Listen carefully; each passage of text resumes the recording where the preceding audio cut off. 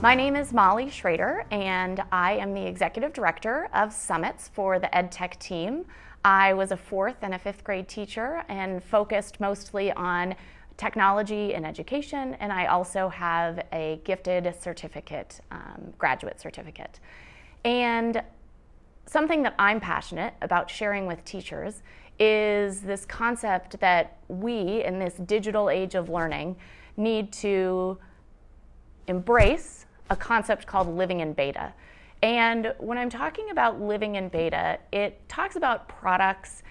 Being in beta means that something is in trial. It means that you're going to launch something early, and then you're going to make some iterations, and you're going to make improvements based on the results of what happened.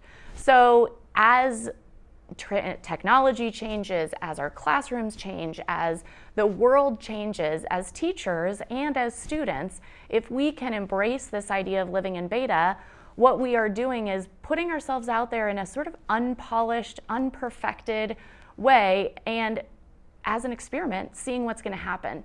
So if students can know that learning is a process of being in beta, and that it's a process where we get to refine and we get to make changes and we get to iterate, then they know that the learning process doesn't end and they continue to learn.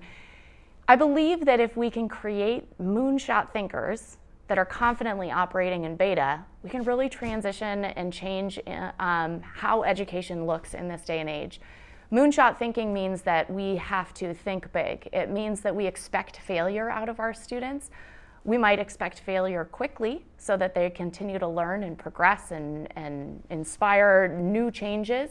And then it also means that we want to think really big about 10 times change and not just 10% change. It's actually a concept that Google has, and they train on moonshot thinking. So if we can live in beta and have this place where we get to have learning as a messy process, something that we get to fail often and that we get to make changes, and that we have these moonshot ideas and these moonshot concepts that we're striving towards, it really can change what learning looks like in our classrooms.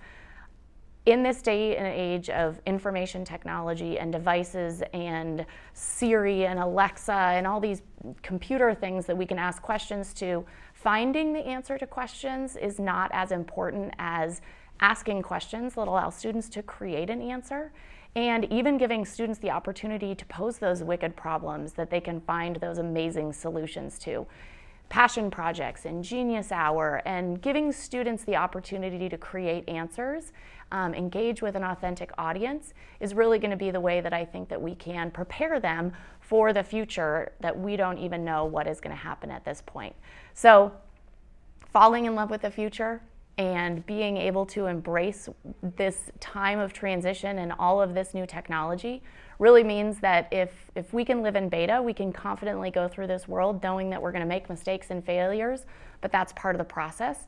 And so if we can have these moonshots and confidently live in beta, we're going to really change what it means to be a learner in this day.